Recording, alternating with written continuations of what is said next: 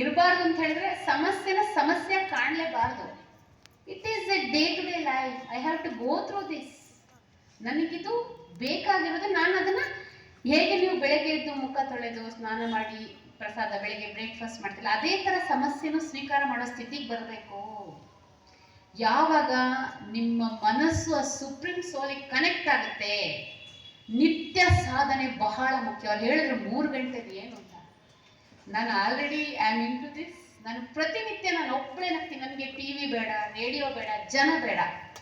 ಧ್ಯಾನದಲ್ಲಿ ನಗ್ತೀನಿ, ಧ್ಯಾನದಲ್ಲೇ ಹಾಡು ಹೇಳ್ತೀನಿ, ಧ್ಯಾನದಲ್ಲಿ ಡ್ಯಾನ್ಸ್ ಮಾಡ್ತೀನಿ. ನನ್ನ ಹೈಸ್ಕೂಲು ಮಿಡ್ಲ್ ಸ್ಕೂಲಲ್ಲಿ ಕಲ್ತಿರೋ ಹಾಡುಗಳೆಲ್ಲ ಬರ್ತಾ ಇದ್ದಾರೆ. Because that supreme soul is with me.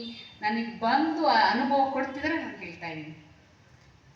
ಈ ಕೆಲವೆಲ್ಲ ಪುಸ್ತಕಗಳ ರಚನೆ ಇರ್ಬೋದು, ಎಲ್ಲ ನೀವು ಕೇಳಿರ್ತೀರ. ಅವರಷ್ಟು ದೊಡ್ಡ ವ್ಯಕ್ತಿ, ಅಷ್ಟು ದೊಡ್ಡ ಸಾಧನೆ ಮಾಡಿದ್ರೆ ಹೇಗೆ, ಎಲ್ಲಿಂದ, ಅವರಿಗೇನು ಎಕ್ಸ್ಟ್ರಾಡಿನರಿ ಬ್ರೈನ್ ಹೇಗೆ ಬಂತು?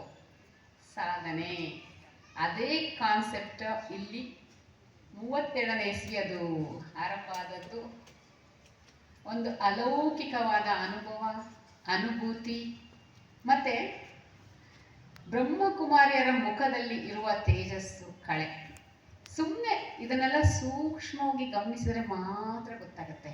He is A meditator, non meditator.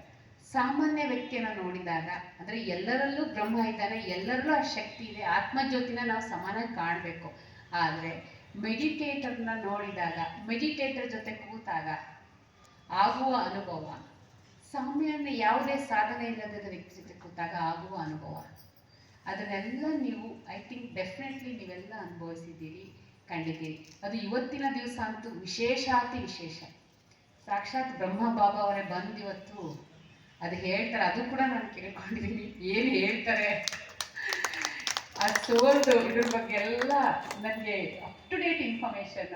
ಅವರು ನಮ್ಮ ಮಾವ ಹೇಳಿದ್ನಲ್ಲ, ಬರೀ ತುಂಬ ಕಡಿಮೆ ವಯಸ್ಸು, 96, 97.